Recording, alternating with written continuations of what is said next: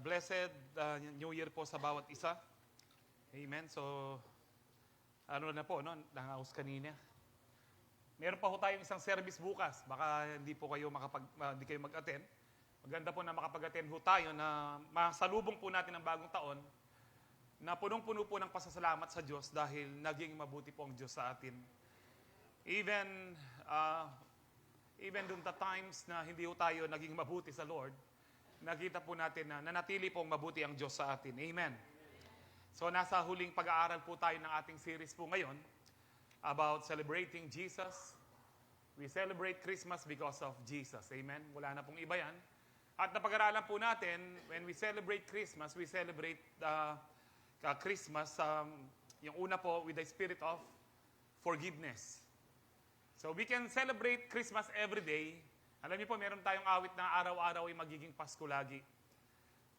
Pwede po natin gawin literal yon, hindi po sa mga party or exchange gifts, pero sa pamumuhay po natin, kung paano po tayo mabuhay. Katulad po niyan, gusto po natin na talagang araw-araw maging Pasko, araw-araw magpatawad ka kung ikaw ay sinasaktan. Yun po ang tunay na Pasko. It's all about Jesus. Kung pinatawad po tayo, wala tayong karapatang hindi magpatawad. Amen. At ang masarap po yan, hindi po yung parang nagarabyado ka kung ikaw ay magpapatawad. Ang unang nabibless kapag ikaw ay nagpatawad, ikaw po mismo. Payapa ka at masaya ka. Kaya nga po, we can celebrate Christmas with a spirit of joy. Kung meron kang spirit of forgiveness. Amen? Kung masaya ka, magiging generous ka.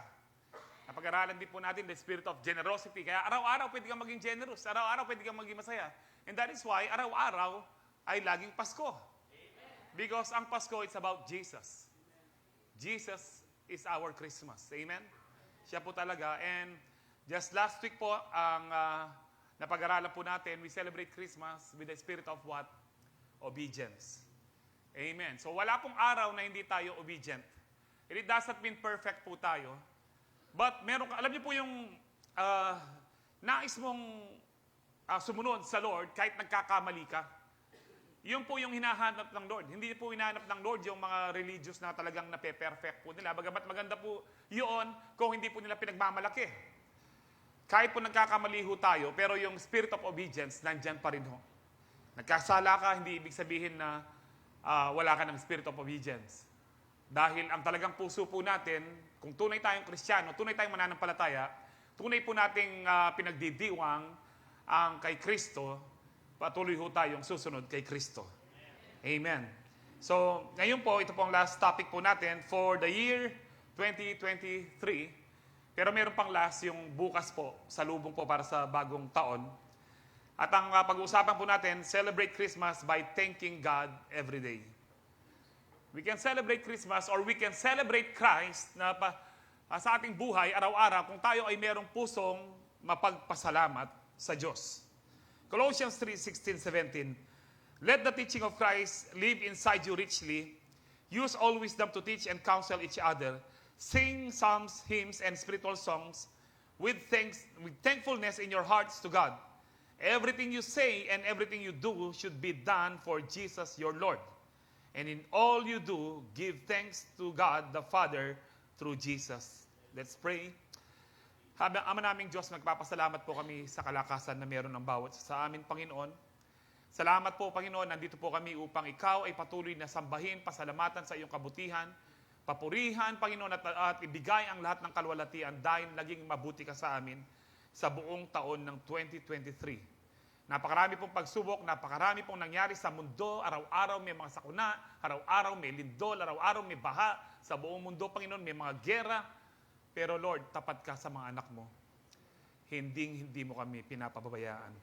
Salamat po, Ama. At sa gabi pong ito, we pray, Father, in the name of our Lord Jesus Christ, na sa pamamagitan ng iyong banal na Espiritu, na maunawaan po namin ang iyong salita sa gabing ito, Panginoon. That every day, Panginoon, how to live in Christ, how to celebrate Christmas, how to celebrate Christ, is to give you thanks, O God, katulad ng inawit namin kanina, Panginoon. We thank you for sunshine, we thank you for rain, even for the pain, O God. Sa mga sakit, Lord, sa mga pagsubok, nagpapasalamat kami dahil alam po namin, meron kang mabuting layunin because we know that all things work together for good to them that love God, to them who are called according to His purpose. Pagpalain nyo nga po maging yung mga first-timers po namin, Panginoon, nawa, Lord, let there be a revelation of your love, revelation of your salvation sa kanila sa gabing ito. And as we believe and receive your word tonight, once again, I declare healing, deliverance, and salvation. To you be all the glory, honor, and praise. In Jesus' powerful name we pray. Ang lahat po'y magsabi ng Amen. Palakpakan tayo po'y Lord. Hallelujah. Ang sabi po ni Paul sa mga taga-Colossae, sabi po dyan, pwede pa ulit po doon sa verse 16, let the teaching of Christ live inside you richly. Yung salita ni Kristo, ang salita ng Diyos, ito po yung mabuhay po sa atin. Hindi lang po basta-basta buhay lang, kundi po talagang masagana, richly. Na para po, ito po ang sikreto para talaga tayo ay laging matagumpay. Amen, ho ba? Sa taon pong ito, naman nagtatapos na lang po ang taon, marami po sa atin, sinisipon, nilalagnat, inuubo, tatagal niya pa yung Satanas. But we don't give glory to the devil. He is a loser. We are more than victorious in Christ. And by His stripes, we are healed. And let the weak say, I am. Let the poor say, I am. Glory to Jesus. Amen. Praise God. If you have the Word of God, you will always declare the Word of God. Richly. Abundantly. Sabi po dyan, use all wisdom to teach. Lahat ng karunungan na galing po sa Diyos. To teach and counsel each other. Sabi po dyan, this is talking about CU. Kasi po sa CU, hindi po yung forerunner na nagtuturo, ang Holy Spirit. And we are being used, ang bawat isa na nagsishare, you are being used, para po ang tinuro sa iyo ng Holy Spirit, masabi mo, para po yung CU member mo, kung siya'y nanghihina, siya po'y lalakas. Kaya nga po, importante po sa CU po natin, magsalita ho tayo kung anong pinapasabi ng Holy Spirit. Amen. Hindi po pwedeng tahimik ka. Sa langit po, bawal ang tahimik. Amen. Bakit sa impyerno hindi ba bawal? Bawal, pero hindi ka mananahimik doon. Sisigaw ka doon. Pero salamat po, walang taga-Calvary Temple ang pupunta doon. In Jesus' name. It's all by the grace of God. Amen. It's all by the grace of God. Lahat po tayo ligtas by His amazing grace. Hallelujah. Buri ko na yung datang Lord. Praise God. Sabi dyan, sing psalms, hymns, and spiritual songs. No? Hindi po mga secular songs. Mas maganda po kung mag-videoke po kayo. Ang dami pong magagandang kanta na mga worship song. Napapupurihan mo pang Lord. Kasi po minsan, kapag nakapagkanta ka ng ng secular song, kung minsan meron pong mali sa lyrics, kung minsan meron yung sa, libaw, itakang Ray Valera, basta't sinasamba kita, ala na meten. Nakatulay yung Diablo kanito. Worship is for God alone. Amen. Kaya sabi po dyan, sing psalms, hymns, and spiritual songs with what? Thankfulness in your hearts to God. This is everyday po. And then verse 17, ang sabi po niya dyan, everything you say and everything you do. Lahat ng sabihin po natin, lahat ng gawin po natin should be done for Jesus your Lord. Hindi po para kay pastor, hindi po para kanino mang tao, hindi para sa Calvary, kundi laging para kay Jesus. Kung bakit po tayo nandito, kahit napaka-busy, mukhang marami pong absent kayo, kahit napaka-busy po natin, we are here for Jesus. Amen. Alam niyo po kanina, may budmi talakad, mga salgo pa. Sakit po ng katawan ko. Talaga pong, nung Pasko po, 2 araw po akong sakit po ng katawan ko, 2 araw po akong nakikibagbuno kay Satanas. Tatagal niya pa kayo 2020. Mag-preach ko hanggang bukas, mag-preach ko kako. Although may dialysis po ako bukas, linipat po nila ng linggo. No, pero alam ko, matagumpay na po tayo. Amen. Matagumpay na po tayo. Kahit ano, kaya nga po, anuman sabihin natin, anuman ang gawin po natin, dapat po ito yung nagbibigay ng glory. Nang merong pasasalamat. Kahit po masakit ng katawan mo, thank you, Lord. Alam niyo po yung ganon? Totoo po yung, Lord, I thank you for pain. And that is faith. When you thank God in the midst of pain, dun sa masakit ang nararamdaman mo, whether yan ay physical or puso, dun sa mga bigo. Kahit anong klaseng karamdaman po yan o sakit, thank God for everything. Because we know all things work together for good. Kung nandito po kayo, sino po nandito nung last Wednesday, worship night? Amen. Tapos yung pong kamay niya para makita ko po. So marami pong wala. No, sa susunod, alam niyo po, ang sarap pong magpuri na nasama-sama ho tayo. Para pong, it's a glimpse of heaven, yung pong last Wednesday. Kasi po sa heaven, lahat nagpupuri. At plano po natin yan next year na gawin sa labas para magkasya ho tayo. Tsaka hindi po, kasi ako po habang naglulundagan tayo dito, Lord, yung building, Lord. Yung building, Lord. Lord, yung building. Yun po ganon na ano. Pero masarap pong nagpupuri na ikaw ay mag-isa dahil that's true worship. Pero masarap din pong magkasama-sama tayong magpuri sa Lord. Nung pong Wednesday, Lord, datang na ka. Sigurado rin nga ligtas lang. Yung parang ganun po ang puso mo, masarap pong magpuri po sa Lord. Amen. Kaya nga sabi po dyan, na pagpupuri po natin dapat po merong pasasalamat sa Diyos. Sa taon pong nagdaan pong ito, na patapos na po pala ang 2023, sana po nakapagsulat na kayo ng GAP. Alam niyo ibig sabihin ng GAP? God answered prayers. Lahat po ng tinugon ng Diyos na inyong panalangin, sulat niyo po doon. Because naghihintay ang Diyos ng pasasalamat. If you still remember, yung pong 10 ketongin na gumaling, isa lang ang bumalik. Sabi ng Lord, nasaan yung siyam?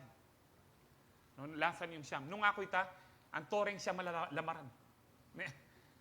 Kaya rin ang ginaling, na magpasalamat, no mag-church, mangugo na lang ube. No ka rin lang. Naghihintay po ang Lord ng pasasalamat. And then, meron naman po tayong prayer request. 2 pong papel yan. Kung gusto nyo ng 10 papel, sulat nyo po lahat. Na prayer request, kung ano po yung request nyo for this coming 2024. Siguro po ako, sasabihin ko na anong prayer request ko this 2024. Palagay yun na ano. Hindi na mag-dialysis. Nasa isang, pero yung number 1 ko po, Lord, datang na ka.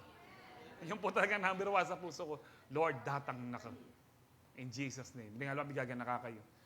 Kapag tayo, ang tunay pong mananampalataya, kahit po darating pa ang Lord, within 50 years pa, pero dapat ang puso mo, parang ngayon na darating ang Lord.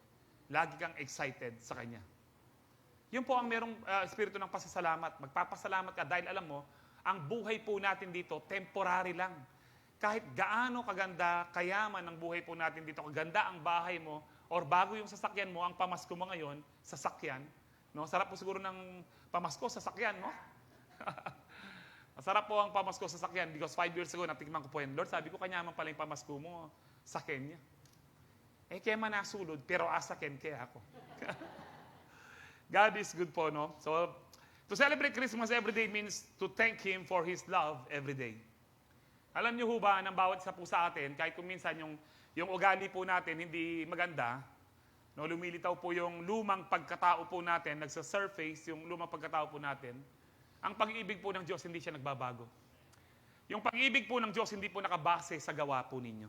Gawa po natin. Yung pag-ibig ng Diyos, hindi po nakabase sa ugali po natin. Take note, I am not promoting okay lang ang mabuhay ng pasaway. No. What I am promoting ho dito, ang pag-ibig ng Diyos, hindi mo siya pwedeng i-manipulate. Ay, maggagawa ko nito para mas mahalin ako ng Diyos. Makasalanan pa tayo na matay na si Kristo. Wala ka nang pwedeng gawin pa para madagdagan ang pag-ibig ng Diyos sa iyo. Wala ka na rin pwedeng gawin pa para mabawasan ang pag-ibig ng Diyos sa iyo. Huwag kayong maniwala sa diablo pag nagkasala ka o kaya hindi ka panagkas ka. O kaya at ikagawang kaya, huwag ka maniwala sa diablo na ang Diyos galit sa iyo at hindi ka na niya mahal. Nung balasubas ka, makademonyo ka pa, mahal ka nga niya. Ngayon pa, o kung minsan naniniwala tayo kay Satanas, balutan namang malaram yan. Alam niyo po, kahit ano po yung naging kasalanan po natin, kahit kanina lang, yung pag-ibig ng Diyos, bago pa likhain ang mundo, ganun pa rin ang pag-ibig niya magpahanggang ngayon. His love endures forever. Give thanks to the Lord, for He is good. His love endures forever. Walang hanggan po ang pag-ibig po ng ating Panginoon. Now, ang tunay na umiibig po, sa mga umibig na po dyan, nung in love po tayo, ang kaisipan po natin, lagi mong iniisip yung taong mahal mo. Alaya? Ikatamo mo ata ang brading kain. Nering aliwa. Ako makanyan? Makanyan tamuan. Pastor Jun, makanyan niya. May nga pawag sa papingkang buko eh. Magloloya pa. Sabi na, uy, tubi, asa ka manik yung buko. Opo, mayan. Tambuko kayo ni Bandal Lourdes, tang nepo kata sa Siguro, adwayang may gitsang atlong balitan, 3 floria, 4 floria pong ka. Anyang sunay kay gagaloy yung buko. Makanyan pala ganyan. Mati na ako ataya. O makanyan maglolo eh. Magpa-impress ya. Mga nakasing titinipa ko, kaya niya. May padagusgus na kaking bulong na. Sapak ka siguro kaya kanita na. Ang ibig ko po sabihin dito, kapag ikaw ay in love, lahat gagawin mo. Tapos lagi mo siyang iniisip. Did you know, ang Diyos in love po siya sa atin? Sabi ng iba, ninoy ka para kayo. Hindi po. Yun po nakasulat sa Bible. Tingnan po natin. No? Psalms 8:4, sabi po ni David, what is man that you are mindful of him? And the son of man that you care for him. Sino ang tao na napupuno ang iyong kaisipan, ang sabi po dyan, patungkol sa kanya? Ang anak ng tao, sabi po dyan, na masyado kang nagmamalasakit. Bago po ang verse na yan, ang sabi po ni David, kapag iniisip ko, Panginoon, ang mga bituin na ginawa mo, ang araw, ang buwan na ginawa mo, ang kalangitan na ginawa mo, sino ang tao? No, compared po sa creation po ng Lord na magaganda, ang langit, ang mga anghel, sino ho tayo, bakit iniisip tayo ng Diyos? Amen. Alam niyo po, gaano po katinding pag-iisip ng Diyos? Psalms 139:17-18. How precious are your thoughts about me, O God. Napakahalaga, napakamahal ng mga kaisipan ng Diyos. Gaano po karami? They cannot be numbered. Alam niyo po, yung mga kaisipan natin nung in love tayo, nananumber po natin yan. Nabibilang mo. Pero yung kaisipan ng Diyos, patungkol po sa atin. Di ba sabi niya sa Isaiah, meron bang ina na malilimutan niya ang sanggol na lumuwal sa kanya? Malimutan man ng ina ang sanggol, hindi kita malilimutan. Tignan mo, nakaukit ang iyong pangalan sa aking palad. Ganito tayo kamahal ng Diyos. And if you believe na mahal ka ng Diyos, that is power. Because perfect love casts away fear. At kapag walang fear, merong faith. Kapag merong faith, merong blessings. Because God is pleased with our faith. Amen. And you need to believe na mahal po kayo ng Lord. Because if you don't believe na mahal ka ng Lord, that is doubt. That is doubting the Lord at para mo sinasabing, para mahalin ka ng Lord, meron kang dapat gawin. Ang ginagawa po natin lahat niyan is just our responses, our replies sa pag-ibig ng Diyos. We are not obeying God, we are not doing good things, we are not giving tithes and offering for us na talagang matanggap natin ang pag-ibig ng Diyos. Ang lahat ng ito ay responses lang po natin. Ano yung Tagalog responses? Ito po ay pagtugon lang. Amen. Salamat po. Ito po ay pagtugon lang sa pag-ibig ng Diyos. Na tayo ay nagpupuri, na nagpapasalamat sa Kanya, nag-o-offer tayo sa Kanya. Ito ay pagtugon sa pag-ibig na tinanggap po natin sa Kanya. Amen. Hindi ito pinapautang na loob sa Diyos dahil kahit kailan, walang utang na loob ang Diyos sa atin. Tayo po, lahat utang na loob natin sa Diyos. Lahat po, pati buong ang buhay po natin ngayon. Amen. Kaya sabi po dyan, they cannot be numbered. Gano'n ko siya karami? I can't even count them. They outnumber the grains of the sun, and when I wake up, you are still with me. Sabi po ni David, when I wake up, alam niyo po, nagpe-pray po si David dyan, baka natutulog siya. At nung nakatulog po siya, nandun pa rin ang Lord. Hindi po kasalanan na nagpe-pray ka, nakatulog ka. Amen. Maganda nga po, habang nagpe-pray ka, nakatulog ka. Hindi po kasalanan yon. Kasi nasa Bible eh. Nung pag-gising ko, Lord, nandiyan ka pa rin.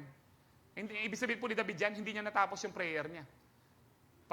Habang nagpe-pray si David, nakatulog siya, si Lord nandun pa rin nakatingin kay David. Ganyan din po ang Lord sa atin, nakabantay sa atin. Binabantayan tayo ng Lord para hindi tayo bangungutin. Amen. At kaya nga po sabi ni David, nung paggising ko, nandiyan ka pa rin. Pero tingnan niyo po ito, sabi diyan, gaano karaming kaisipan ng Diyos patungkol po sa atin? Hindi po yan mabilang. Sabi po diyan, mas marami pa sa butil ng buhangin sa dagat ng buong mundo. Isipin niyo po yon. Yung isa lang pong, alam niyo po, nag-beach na ho siguro tayo, no? Nakakita na ho ba kayong beach? Nung alipa, sabihin niyo ka na, para minsan nadalada kayo, gagawin mong Batano, kaya ni Sambales mo. Kapag nalagyan ka ng buhangin, pigpag niya, atin pamurin. Yung pong merong natitira dyan, hindi mo pa rin mabilang. Napakarami. Ano ba yan, Pastor? Sabi niya, exaggerated. At one time, ginagamit ko po ang word na exaggeration or hyperbole, kinorek po ako ng Lord, no? Sasabihin ko po yung mga pagkakamali ko minsan sa mga pulpito. Ito po yung mga mali kong words. Sabi ng Lord, kapag sinabi ko sa salita ko, walang exaggeration, sabi ng Lord. Kaya ngayon po, inihingi ko ng tawad yun. Mali po pala yun. Hindi po yan hyperbole or exaggeration. Dahil kapag sinabi mong hyperbole or exaggeration, yan po ay kasinungalingan. Sa salita ng Diyos, walang kasinungalingan. So, totoo, pastor, na mas marami kaisipan ng Diyos kaysa sa butil ng buhangin. Opo. Pinag-isipan na po ng Diyos bago palikayin ng langit at lupa ang everlasting life po natin. Ang mga araw ng ating buhay na walang hanggan, mas marami po sa butil ng buhangin sa buong mundo. Kung mabibilang nyo po yan, walang kwenta po yan sa everlasting life po natin. Kaya alam niyo po, yung buhay po natin dito, sabi po ni David, ang buhay po natin dito para lang po siyang hamog. Na nandyan sa umaga, pag sikat ng araw, wala na. Para pong hamog. Kahit mabuhay ka pa ng 90 or 100 years old, parang hamog pa rin yan. Compared po sa buhay na walang hanggan. Just imagine, humahawak po ako ng isang lubid ngayon. Hawak po yung dulo ng lubid. Ito po yung buhay natin. At yung dulo ng lubid pong ito, hindi mo sa buong mundo nakapaikot siya at hindi mo makita yung hangganan niya. Sa binibigyan ko pong ilustrasyon sa inyo, mas mahaba po ang everlasting life. At bawat araw natin sa buhay na walang hanggan, pinlano na ng Diyos para maging maganda, masagana, at laging masaya sa buhay na walang hanggan. Ngayon, bakit kung minsan ang tao, kung minsan ang Kristiyano, pinagpapalit niya ang Diyos sa pansamantalang kasiyahan sa mundo? Kaya tangaliwagi kayo, nung lamaran ko, panggayin, makaniniti. Ay total ating okasyon. Occasion naman, iinom ako. Ba't mo ipagpapalit yung buhay na walang hanggan mo sa pansamantalang okasyon na saya? Yung iba po, may asawa na, pinapatulan pa ho yung iba. Or pumupunta sa mga kareng nangaus kareta, kareng poknatan. Kareng pokpok, ang mo nang kain. O yan po yung salita ngayon. No? Ba't mo ipagpapalit ang relasyon mo kay Kristo sa ilang minutong kasalanan na hindi naman talaga masarap? Ang kaisipan po ng Diyos po sa atin, hindi mo mabilang. Lagi niya tayong iniisip. Mahal na ho tayo. At dapat lang yung response po natin, yung ating pagtugon sa Diyos. Mahalin po natin pabalik ang Diyos. Hindi po natin matutumbasan, pero at least ibigay po natin ang pinakamainam, ang pinaka-best po natin. Sa lahat, sa papuri po, sa pamumuhay natin, sa pananalita po natin, sa paggawa po natin, ibigay po natin yung pinaka-best po natin, pinaka-excellent, ang pinaka-mainam. Sa pag-offer po natin, whether offering tithes, first fruits, or happy birthday, Jesus, ibigay po natin ang pinaka-mainam po natin. Wala nang mag-amen. Dahil bali nung datang niya po tayong gino, nung ikayo chapelan milyon, nanan nyo din po ang datang niyong gino. Okay, anong matay nakapota, bukas, nanan mo din. Habang buhay ka, paggamit ka sa Diyos. Ay, Bisayang pere, Pastor Ali, ako naman Bisaya ka lumipat church, kayo may gamitan, sige. Tamo nga kamo sana lupang pera. Ito po yung punto ho dito. Na nabubuhay po tayo dito. Ako po, napag-alaman ko sa aking buhay, na for almost 17 years now, sa Diyos, wala pong mahal. Kahit nag-offer ka pa ng kahit ng ilang milyon, hindi ma-impress ang Diyos dyan. Kahit nag-offer ka lang ng 20, hindi rin ma-impress ang Diyos dyan. Pero kung kahit 20 lang siya, pero yun na pala ang pinaka-pera mo, no, mas kinalulugdan po ng Diyos yun. Kahit nagbigay ka pa ng 100,000, pero ano lang pala yun, 1% lang sa kita mo. Ang Diyos po gusto niya, buong-buo po tayo, pinakamainam. Kasi po siya, nagmahal po ang Diyos, binigay niya ang pinakamainam niya, si Jesus. Para hindi lang tayo mabarbecue sa impyerno. Nino po mag-barbecue kaya kayo itong medianoche? Magluto kaya nagluluto lang po kayo, di ba nakapali? Naman impyerno ito, naman nakapali. Yung liligtas po tayo ng Diyos, doon sa tayo po talaga, nakababad po sa dagat ng impyerno. Dapat nandun tayo. Pero salamat po sa Diyos, binigay niya ang kanyang bugtong na anak upang sino mang sumampalataya, those who will believe. What does it mean to believe? To believe is to obey. Napag-aralan po natin mabuti yan last week, no? Kapag ikaw ay sumunod, nanampalataya kay Kristo at sumunod ka, hindi ka na pupunta ng impyerno. At mararanasan mo yung mga kaisipan ng Diyos na araw-araw, dito pa lang, ibig sabihin po, dito pa lang sa lupa, kung 80 days or 80 years ka lang ho dito, ilan po yung 80 years? 29,000 days. Lahat po ng araw na yon, no, kung ikaw ay lalakad sa katuwiran ng Diyos, lalakad ka sa kagustuhan ng Diyos, araw-araw mo kahit may problema, hindi ka pababayaan ng Diyos. Dahil lumalakad ka sa pag-ibig ng Diyos. At ang pag-ibig po ng Diyos, kung tayo po lumalakad sa pag-ibig ng Diyos, ito po ang pumuprotekta po sa atin. Kaya nga po, ang sabi po ni Paul sa Romans 8:35 at saka po sa verse 38-39, who shall separate us from the love of Christ? Sino bang makakapaghiwalay sa atin kay Kristo? Ito po yung number 1 na verse po ng once saved, always saved. Parang ganon. Alam niyo po, kung yun lang yung verse sa Bible, totoo po yung kahit anong gawin mo, ikaw ay ligtas na. Kahit anong gawin mo, kahit magkasala ka pa o mamuhay ka pa sa kasalanan. Pero hindi po ganyan yan. Pag-aralan po natin muli. Sabi diyan, shall trouble or hardship or persecution or famine or nakedness or danger or sword. For I am convinced that neither death nor life, nor neither angels nor demons, neither the present nor the future, nor any powers, neither height nor depth nor anything else in all creation, wow, will be able to separate us from the love of God that is in Christ Jesus our Lord. Walang sino man, walang anuman ang pwedeng makapaghiwalay sa atin kay Kristo maliban sa atin mismo. Ano ang pinakamagandang example doon? The parable of the prodigal son. Nasa pag-ibig siya ng ama. Sabi niya, Ama, gusto kong kunin yung aking kayamanan, ibigay mo na sa akin at lalayas ako sa presensya mo. Hindi siya pinagilan ng ama. Malaya po tayo. Kung gusto mo pupunta ng impyerno, rerespituhin po ng Diyos ang lahat ng karapatan mo para mapunta ka ng impyerno. Dahil ginawa na po ng Diyos ang lahat. Ang Diyos po ay hari ng mga hari. God of all creation. Lord of lords. Hindi niya sinundan ang kanyang prodigal son. Hindi siya nagpasunod ng mga servant. Walang angel. Dahil gusto niya magliwaliw sa mundo. Pero ang ama sa pag-ibig niya, araw-araw naghihintay na bumalik ang kanyang anak. Kahit ano pang ginawa ng kanyang anak, wala nang explanation. Mahal kita anak, tinatanggap kita bilang anak pa rin. Matinding Diyos, tama? Andiyan pa migliwaliw na ka, miging balasubas ka. Pagbalik mo sa kanya, wala nang explanation. Kung totoo kang repentant, tatanggapin ka niya.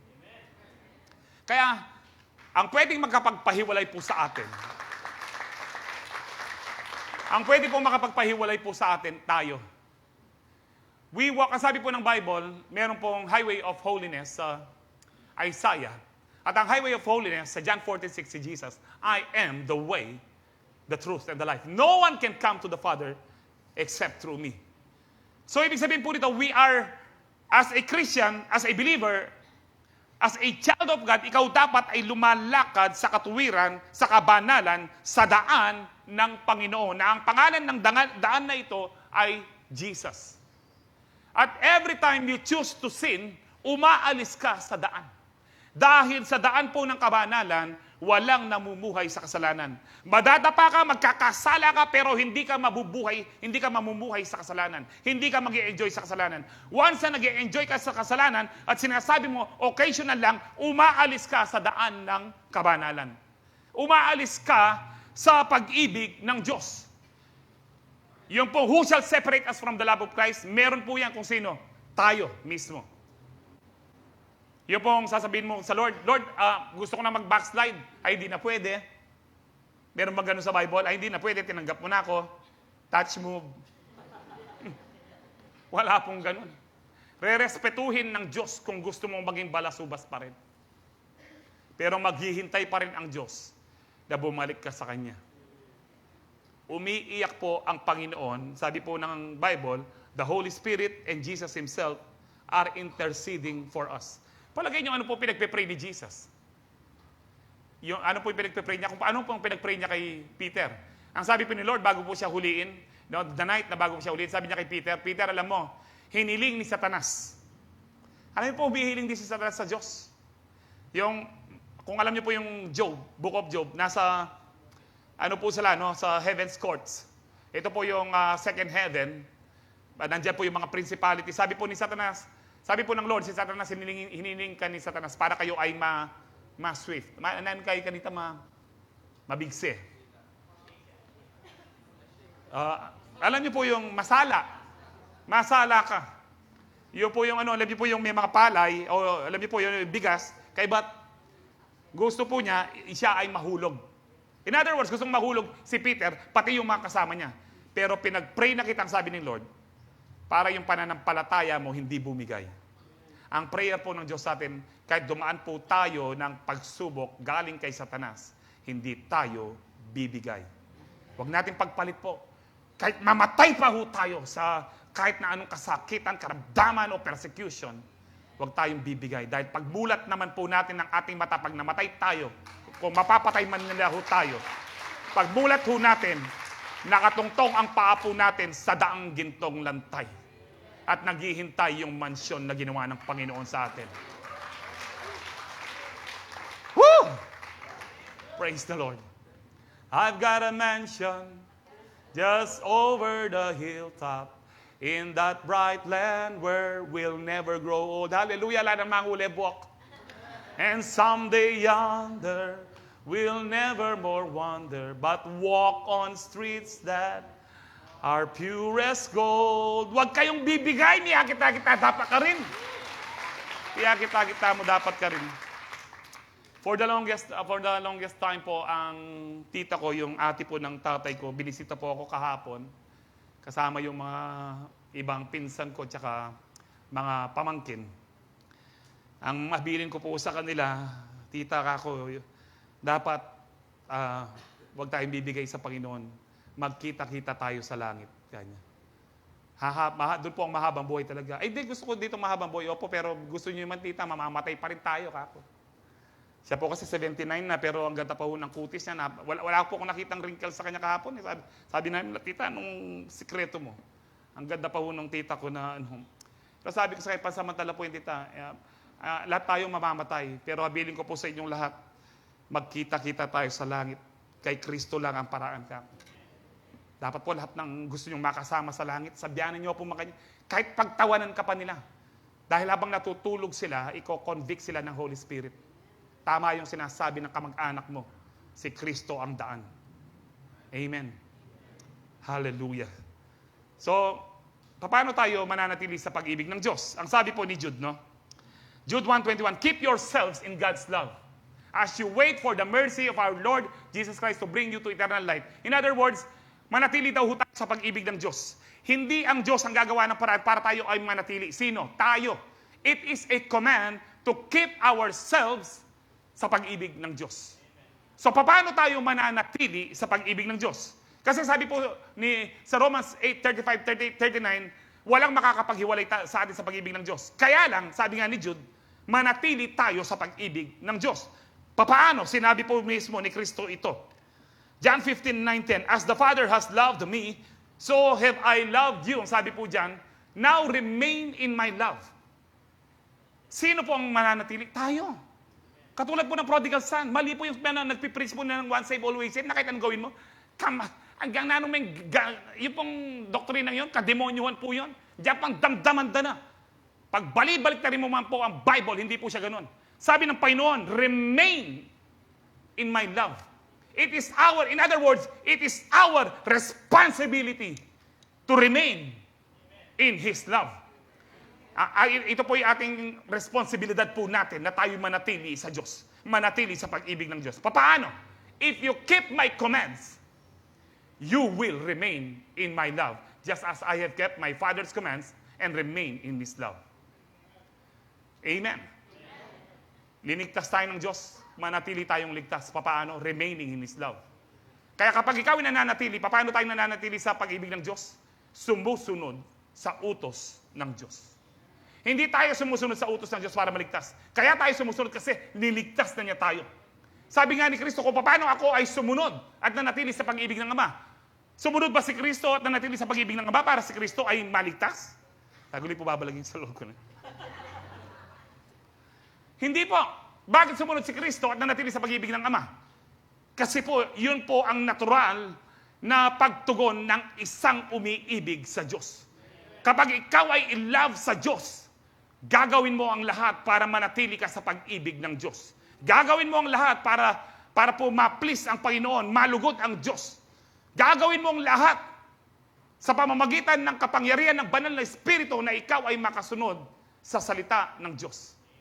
Now, ngayon, pwede mo nang sabihin, who shall separate me from the love of God that is in Christ Jesus? Wala. As long as I keep walking in God's love, as long as I am obeying, it doesn't mean ikaw ay perfect. Na-explain ko na po ito kanina. Nag-obey ka, pumalpak ka, may kapanagkas ka, o na anong agawa mo, remain sa highway of holiness. Remain sa way of righteousness. Remain sa way of love. Hindi mawawala ang salvation. Huwag kang aalis doon. And that is why no one can separate us from the love of Christ. So we can keep ourselves in God's love by remaining in His love. Obeying His words is the key to remain in His love. Inuulit lang po natin para talagang iyan po'y ano po sa atin, no? Maitanim sa ating mga puso't isipan. This is how we thank Him for His love every day. Obey. Paano natin pasasalamatan ang Diyos? Sa araw-araw, obey. Yun po ang tunay na nagpapasalamat. Kung sinasabi mo, oh Lord, thank you. Pero pangabagya, tatalang kang red horse. Alayang saysay. Pag-pray ko naman, Pastor, tang red horse. So, alayang tama. Number 2, to celebrate Christmas every day means to thank Him for His goodness every day. All my life you have been faithful. Amen? Talaga pong tapat po ang Diyos. Sabi po ng Psalms 107:1-2, give thanks to the Lord for what? He is good, His love endures forever. Walang hanggan ang kanyang pag-ibig. Mabuti ang Diyos. Kaya tayo dapat magpasalamat dahil mabuti ang Diyos at ang pag-ibig niya ay nananatili magpakailan-kailanman. Let the redeemed of the Lord tell their story. Sa ibang salin po, sa mga panahon po namin, katulad po ni Pastor Jack, let the redeemed of the Lord say so. Let the redeemed of the Lord say so. Let the redeemed of the Lord say so. Let the redeemed of the Lord say so. I'm redeemed, praise the Lord. What a mighty God. Charismatic tanan eh. Praise the Lord. Nagtaka kayo ba? Lukore. Tapos 80s pa tune na ako po niya. Tutugtog minala po. Now, kaya nga po ang ibig sabihin po ng let the redeemed of the Lord tell their story, i-testify mo, mag-testimony ka about sa kabutihan ng Lord. This is how you thank the Lord. Opo, nagpasalamat ka siguro personal kay Lord na, Lord, salamat po sa biyaya, masalamat po sa pagpapala. Pero iba po yung pinagsasabi mo ang kabutihan ng Diyos sa iyo. Kaya utos po siya actually. Yung mga tinubos ng Diyos, yung mga linigtas ng Diyos, ito po ibig sabihin ng redeem, tinubos ka sa kasalanan mo. Na-redeem ka. Ika yung manyang dati. Baluyo yan, nanong redeem. Tubusan niya. Dati nakumanyang layan hindi nyo kailangan magsangla. Magtiwala ka lang ka sa Diyos. Amen. So sabi mo dyan, let the redeemed of the Lord tell their story, those who redeemed from the hand of the foe. Tayo po yung linigtas ng Lord. Alam niyo po yung inaawit po natin ngayon na nanyakasita. And I'm alive to tell the story on how I've overcome. So yan, it is goodness and mercy and the power of His blood. I'm alive to tell the story. Kung bakit ka buhay. Ako, buhay po ako ngayon, 17 years na halos, ang extension ng buhay ko. Kaya nga po, siguro magtaka kayo, almost every tatayo po ako dito, hindi pwedeng hindi ko banggitan kung gaano kabuti ang Diyos na ako'y buhay pa magpahanggang ngayon. Dahil yun po ay utos ng Diyos sa lahat ng tinubos ng Diyos. Utos ng Diyos sa lahat ng pinapahaba ang buhay ng Diyos. Sa lahat ng nararanasan po natin ang pag-ibig, ang kabutihan ng Diyos, utos po ng Diyos na ipagsabi po natin ang ginawa niya sa ating buhay. It is a sin na hindi mo na po i-proclaim ang goodness po ng Lord. Kaya sabi rin po ni David, Psalms 9:1, I will give thanks to you, Lord, with all my heart. I will tell of all your wonderful deeds. Ipagsasabi ko. So nasa Bible po. Hindi mo sinosolo. Dapat pinagsasabi po natin ang kabutihan ng Diyos. Isaiah 12:4, in the wonderful day, you will sing, thank the Lord, praise His name. Ang sabi po dyan, No, pasalamatan mo ang Diyos, papurihan mo ang kanyang pangalan, tell the nations what He has done. Sabihin mo sa lahat ng bansa, sa lahat ng lahi, Kapampangan, Ilocano, Bisaya, na ano pa po, alien, no? Sabi diyan, let them know how mighty He is. Dapat malaman nila kung gaano makapangyarihan, malakas ang ating Diyos. Amen. So it is a command for us na talaga pong how we thank the Lord sa kanyang sa kanyang kabutihan, to declare, ipagsabi yung kanyang kabutihan, ang kanyang pag-ibig sa atin. Alam niyo po isang kantang na puro kantahin, kaya isip ko yan eh. Let us tell the world of His love. Amen? The greatest love the world has known. Tell the world. Huwag po tayong mahiya na tayo Kristiyano. Huwag tayong mahiya na dati tayong balasubas, dati tayong Kristiyano. Ngayon, linigtas tayo ng Diyos. At sa kabutihan ng Diyos, pinagpapala ng Diyos. Masagana ang buhay. Punong-puno ng kapayapaan. Masarap ang tulog. Walang alinlangan, walang pangamba araw-araw dahil kasama natin ang Diyos. At ang Diyos po natin ay mabuti. Ang sabi po ni David muli sa Psalms 34:8, taste and see that the Lord is good. Blessed is the one who takes refuge in Him. Ang ibig sabihin po ng taste dyan, na kailangan maranasan nyo ang Diyos. Kapag naranasan nyo na mabuti ang Diyos, mapalad daw po yung kanyang sandigan ay ang ating Panginoon. Sinabi din po ni Peter, 1 Peter 2:1-3, therefore rid yourselves, sabi ko dyan, of all malice and all deceit, hypocrisy, envy, and slander of every kind. Tanggalin nyo ang lahat ng kasamaan. Like newborn babies, crave for pure spiritual milk, so that by it you may grow up in your salvation. In other words, hindi po enough na ikaw is ligtas lang. Kapag ligtas ka, tinanggap mo pa lang si Kristo, ngayon dapat mag-grow ka sa iyong salvation. Yun na po sinabi rin po ni Paul, na-grow, ang sabi niya na work out your salvation with fear and trembling. I think nasa Philippians po yan. And then nasabi po dyan, now that you have tasted that the Lord is good. Ngayong naranasan nyo na mabuti ang Diyos, lumago kayo sa inyong pananampalataya. Verse 3, ang sabi po dyan, now that you have tasted that the Lord is good. Now, ano pong ibig sabihin po ni Peter dito? Kung paano ba natin pasasalamatan ng Diyos? Pasalamatan natin ang Diyos, una po, na tayo mag-grow sa ating pananampalataya. Pangalawa, hindi na po tayo mabubuhay kung paano nabubuhay ang mga taga-mundo. Wala na, sabi po yan, all malice, all deceit, hypocrisy, envy, slander, and every kind. Lahat ng kasamaan. In other words, we thank the Lord, no? We thank the Lord every day by doing the righteous things for His glory. Paano po natin pinapasalamatan ng Diyos sa kanyang kabutihan? Mabuhay po tayo ng mabuti ring tao. Amen. That is how we thank the Lord. So thank God for your salvation every day. Amen? And if God is good, ito po ang tanong ngayon, if God is good, how can we thank Him for allowing us to experience evil things? Naisip niyo na ba ito? Kung mabuti ang Diyos, bakit nakakaranas tayo ng dialysis, chemotherapy, cancer, paghihiwalay ng mag-asawa, nag-drugs ang anak, ang mga premature death, merong namatay ng maaga? Kung mabuti ang Diyos, bakit po natin nararanasan yun? Siguro po maraming nagtatanong ng ganun. Na-explain ko po ito nung Wednesday kung nandito po kayo. Siguro explain ko po lang po ito, maiksi, pero I suggest, kung gusto niyo pong mas ano pa yung deeper po ito, i-replay niyo po yung worship night po natin.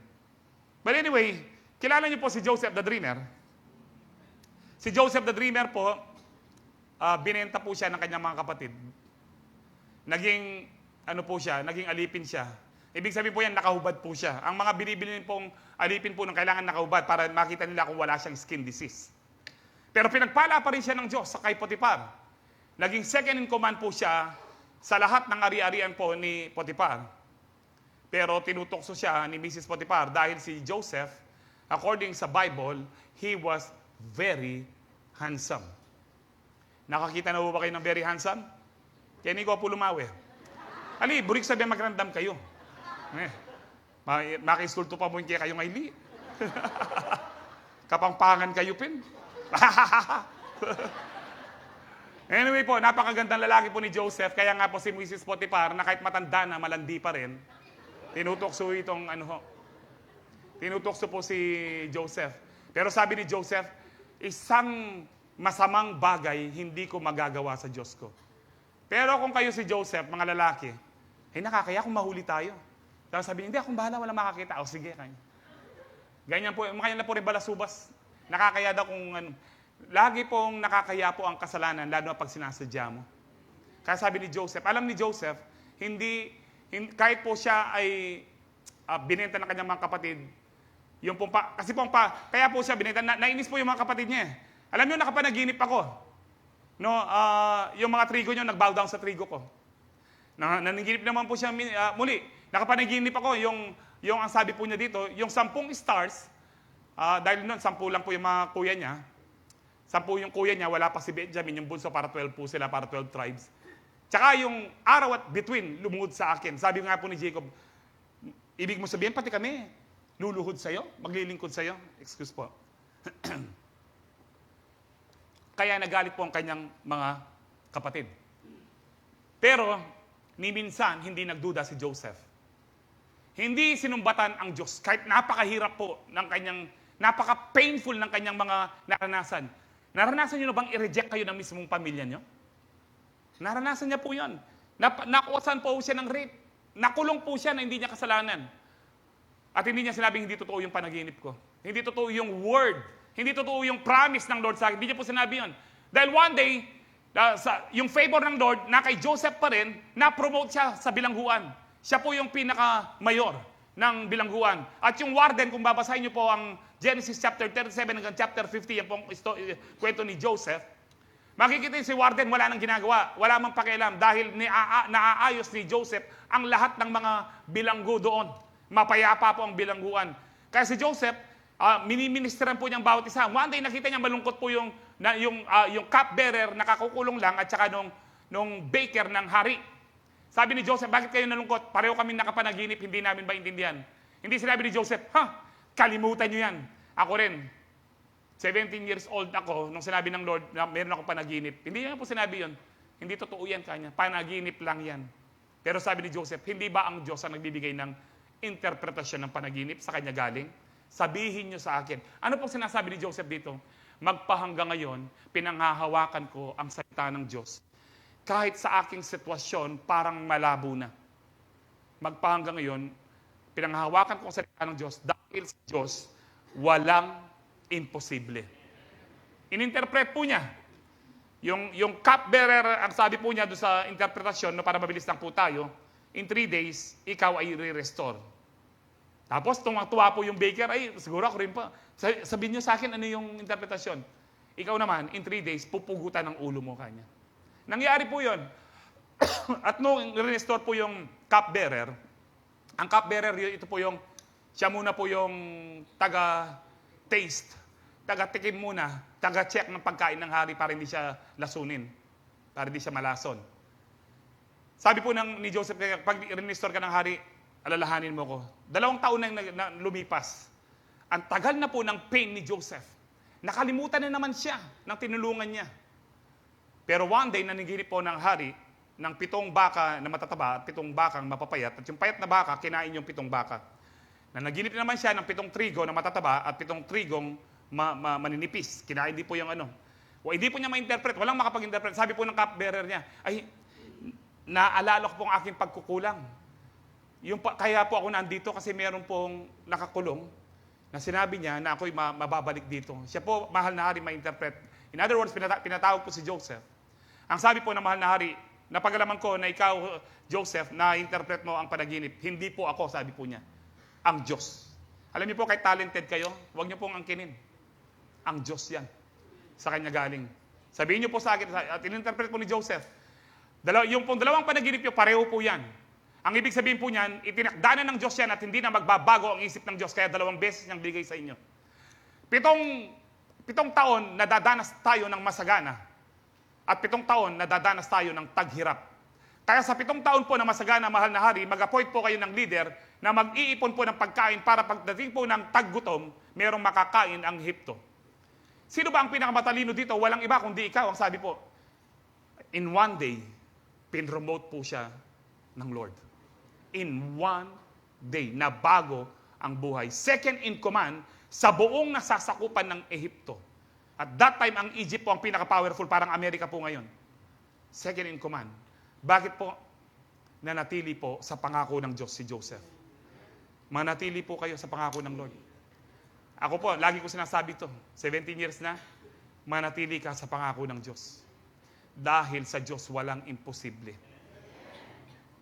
Nung minsan po nag-Christmas party po sa Mount Carmel, hinahanap daw po ako kasi ako pala, nagulat ang maraming nurse dahil marami pong bago.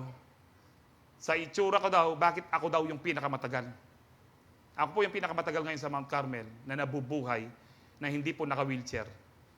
Malakas po ako. Minsan, pamanik ko pa kay Mount Carmel po, tapos tinangutos, ay, kuya, itang papel, kayo. Minsan, bilala ko, pasensya, bira. Ba't ka pa mag-dialysis? Kayo tusutusan nyo, wala na ako makayado. Sabi ko, patience, anong Lord? Yes, Lord. Okay. Maganda pong merong Holy Spirit, re-review ko na kantambing. Andiyan pang maranop na ka po, pang matsura ka pa pakiramdam. Gagamos na kama kanya, no? Thank you, Lord. And I thank the Lord po, pinanghahawakan ko pa rin po ang salita ng Diyos. That by His stripes, I am healed. I am healed.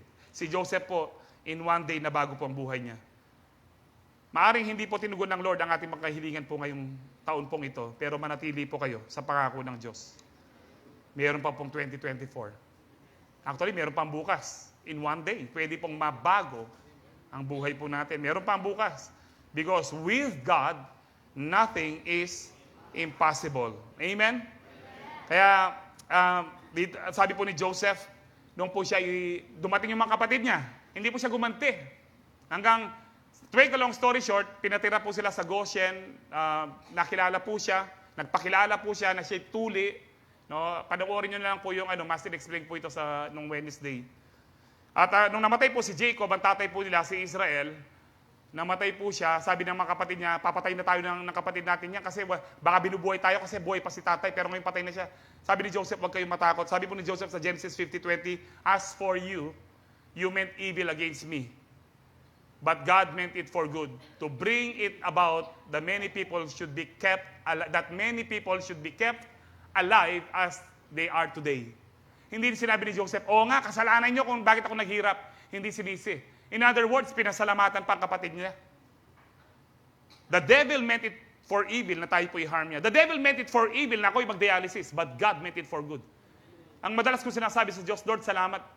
Pinayagan mo ko o inalaw mo na ako'y mag-dialysis. Kung hindi ako mag-dialysis, Lord, hindi ako magpapastor.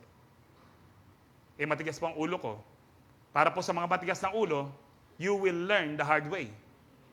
Ako po, matigas ang ulo ko, I learned the hard way. Gusto niyo pang mirasking sitwasyon ko? Ngayon ako masyas buntok. Learn from me. Sabihin ko po sa inyo, kala nyo opo, masaya po ako at masagana ang buhay, pero it is not easy. Without Jesus, it is not easy. It is not easy. Mas masarap po yung eka masyas buntok. Eka mag-chemo, eka mag-dialysis, Nyabi nung mangan ko po bukas, o gapota, eko lalaklak. Tambala mo lang ng bukas. Ay, may karakal yan. Gang ako makarakal. Ako po, pag kumakain ako, may karakal la. O yeni mo. Mabsina ako. Okay na ka na ako ito.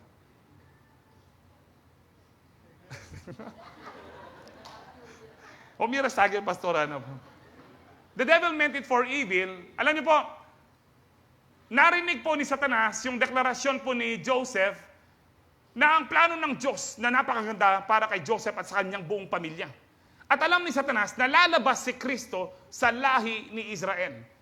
So nais po niyang pigilan ni Satanas yun. Ginamit ni Satanas ang mga kapatid niyang naiinggit kay Joseph. Hindi mismo ang Diyos actually. Pero alam ng Diyos na mangyayari yon. Noon pa man, before the world began, in-orchestrate na ng Lord kapag nangyari ito, lalo kong pagpapalain ng anak ko. At alam ko, mananatili siya sa pangako ko. Kaya nga po, ito po yung susi. Dapat malaman nyo bakit tayo dumadanas ng ganyan. Meron pong mabuting layunin ng Diyos. Ano po sabi ng Romans 8:28? And we know, ang sabi po dyan, pag sinabi pong we know, we have this confidence. You are only confident of what you know. Malakas lang ang loob mo, may tiwala ka lang kung ano yung alam mo. Wala kang tiwala sa hindi mo alam. Pero dapat alam mo, ang Diyos ay mabuti, ang Diyos ay mapagmahal. Amen. Kung alam mo yon, sapat na po yon. And we know, alam natin, ang sabi po ni Paul, we are confident, sabi po ni Paul, that all things, sabi niyo po all things, pati po yung mga painful things, in Jesus' name, all things work together for good to them that love God. Para kanino po yung lahat ng bagay ay nagkakalakip para sa ating kabutihan? Para kanino? Sa mga nagmamahal sa Diyos. Paano natin mamahalin ng Diyos? Susunod tayo. If you obey my commands, you remain in my love. Yung John 14 kanina, John 15. Huwag niyo po kakalimutan itong mga verses po na napaka-importante po ito. Bangin na kayo po pamaglokwan satanas. Buti na lang po may Romans 8:28, sabi nga po nung Wednesday. What if kung walang Romans 8:28? Bakit tayo dumadanas sa ganyan? Hindi dahil masama ang Diyos. We know that all things work together for good. Naranasan ni Joseph ang iba't ibang painful experiences po niya sa kanyang buhay para i-moldy siya, para i-prepare siya, mag-grow si Joseph. Marami po ang dahilan, sabi nga po nung Wednesday. Pero isa po sa mga dahilan para mag-glorify ang Lord. Na maranasan po natin ang kanyang power, ang kanyang grace. At isa sa mga dahilan para ipahiya si Satanas. Noong na-promote si Joseph, ang sabi niya, pambihira, nagamit ako. Buti pang hindi ko na ginawang alipin si Joseph. Para po si Judas, ang sabi ni Satanas, gagamitin ko si Judas. And Satan entered Judas, ang sabi po ng gospel, kung nabasa niyo po yun. Pumasok si Satanas kay Judas. Gagamitin ko si Judas ito para itong son of God ito mamatayin niya. Pero hindi alam ni Satanas na babangon si Kristo sa kamatayan. Na hindi po siya dating laman, glorified body. Anong sabi ni Satanas na naman? Pambihira, nagamit na naman. Alam niyo po, yung masakit sa isang kaaway, kapag siya'y natalo siya dahil sa kanya. Si Satanas, natalo siya dahil sa kanya. Ginamit po ng Diyos, napakatalino po ng Diyos. Yung pong bala mo penampaling ng, pambihira, bakit ko pa inuto si Judas? Sa akin na pong buhay, balam daradamang kay Satanas, pambihira, mapangya ko nito pagdialysis. May pastorya. May pastorya. May rakal na rin kaladwa keng Calvary. It's not because of Jesus, no? Ito po yung sinasabi ko. Yan may pastorya. Mag-preach siya gang lukar niya bunta. Siguro po, I do really believe magsisi Satanas yan. May nga tampaling na rin naman. Kaya wag niyo po sabihin na yung mga pagsubok ngayon, dapat po i-glorify niyong Lord. Kapag glorify yung Lord, nagpapasalamat tayo sa Panginoon para mong pinagsasampal ang mga demonyo. Ito lang yung gagawin niyo sa akin. Alam niyo, bukas, luluhod kayo kay Kristo. Dahil kaming mga anak ng Diyos, hindi kami matatalo hanggat nasa pag-ibig kami ni Kristo. Amen! Hallelujah! So sa ating pong mga buhay, never question God. Huwag niyo pong questionin ang Diyos. Manapay pagpasalamat ka. Lord, alam ko, nasa pagsubok ako ngayon. Pero alam ko, matagumpay na ako. Dahil sinabi mo, sasamahan mo ko sa ilog ng problema. Sasamahan mo ko sa apoy ng problema. Si Shadrach, Meshach, Abednego, sumayaw sa apoy. Sa ating mga problema po ngayon, sayaw po tayo. Sambahin ka, O Yahweh. Swelo yun, pagkatada, nakipagterak do ko pa. Sumayaw po tayo sa ating mga problema dahil alam po natin matagumpay na tayo. Hindi dapat si Satanas, nag-enjoy si Satanas. Hindi dapat si Satanas ang umahalakhak. Tayo ang umahalakhak. Dahil kahit na painful ang ating nararanasan, matagumpay tayo because of Jesus. Amen. So give thanks to the Lord for He is good. His love endures forever. Ay, ati pa palang number 3, 7:38 na. Anyway, last niya mo po yun. Last niya mong pa mag-preach kuya kayo yun eh. Kasi po, I think this is one of my favorite subject. Kaya nga po nagtatagal po ako. Amen. Alam ko man siguro mekos sa ubi ka uli yun eh. Nung atin man, inuna tayo pa rin ni Lord ng bala. Number 3, to celebrate Christmas every day means to thank Him for His faithfulness every day. Tapat ho ba ang Diyos araw-araw? Yes. Sabi po ng Lamentations 3:22, the steadfast love of the Lord never ceases. His mercies never come to an end. They are new every morning. Great is your faithfulness. The steadfast love of the Lord never ceases. His mercies never come to an end. They are new every morning, new every morning. Great is your faithfulness, O Lord. Great is your faithfulness. Amen. Gaano ba katapat ang Diyos?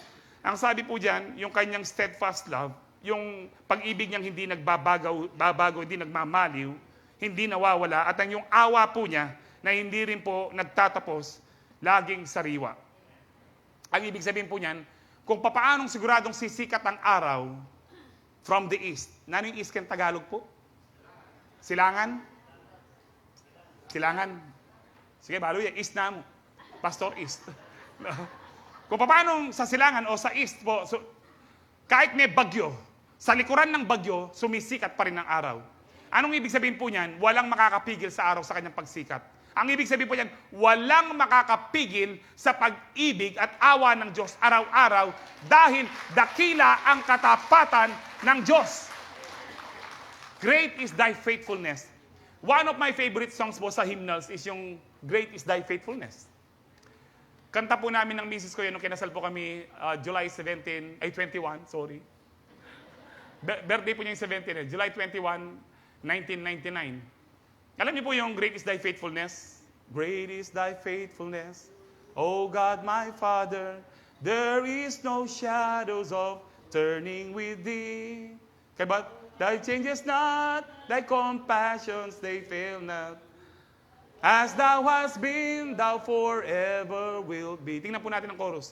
Great is thy faithfulness. Great is thy faithfulness. Morning, amen, by morning, new mercies I see. Ito po yung maganda. All I have needed, thy hand hath provided. Great is thy faithfulness, Lord, unto me. Alam niyo po, nung inaawit po namin yan sa kasal, kikyak, Lord, sabi ko dyan, all I have needed, thy hands had provided. Literal pong wala akong pambayad kay batis asul ka dito. Nakwento ko na po sa inyo ito. Iletang sobre, pemukulat nila, makabarong ko, makagaw niya pa, mailiya po yung sekretary, ako pala pamayad na, sir. At tinawrene ako, nagsobra po sila. Ang katapatan po ng Diyos, morning by morning, His mercies never come to an end. Tapat siya po yung Diyos. Hindi tayo magkukulang. Ang tanong, kaya mo bang manatili ding tapat sa Diyos? Kahit parang imposible na ang sitwasyon mo, magtiwala ka, kapatid. Amen. Palakpakan tayo po, Lord. Psalms 119:90, your faithfulness continues through all generation. Amen. 1 Kings 8:56, praise be to the Lord who has given us rest to His people, Israel, just as He promised. Not one word, hallelujah, not one word has failed for all the good promises He gave through His servant Moses. Joshua 21:45, not one of all the Lord's good promises to Israel failed. Everyone was fulfilled. Kahit isang salita, hindi papalpak ang Diyos. Panghawakan niyo po ang salita ng Diyos. Panghawakan niyo po yung kagalingan. Panghawakan niyo po yung financial breakthrough. Panghawakan niyo po yung kaligtasan ng inyong mga mahal sa buhay. Dahil hindi po tayo bibiguin ng Diyos kung tayo'y magpapatuloy kahit sa gitna ng kahirapan. Thank God for His faithfulness every day, for He will surely fulfill His promises. Mag-review na po tayo, celebrate Christmas by thanking God every day. Number 1, thank Him for His love every day. Thank Him for His goodness every day. Number 3, thank Him for His faithfulness every day. Last verses, 1 Thessalonians 5:16-18. Always be joyful, never stop praying. Be thankful in all circumstances, for this is God's will for you who belong to Christ Jesus. Ang kalooban po ng Diyos, hindi lang magpasalamat. Ang kalooban po ng Diyos, manalangin lagi. Ang kalooban ng Diyos, maging masaya lagi. Babantayin po natin ang sarili po natin. Potang maglungkot-lungkutan na ka, nabuli ng Diyos yan. Tambala mo, magmanok-manukan ka, alata mong kanan, alata ang kaya. Kala niyo po sa amin, hindi man po nagluluto misis ko para kang medianoche pong Noche Buena. Pero ang tanong niya sa akin, Jo, anong gusto mo? Wow! Bala mo magluto ya? Ali, munta ko toll house, ha?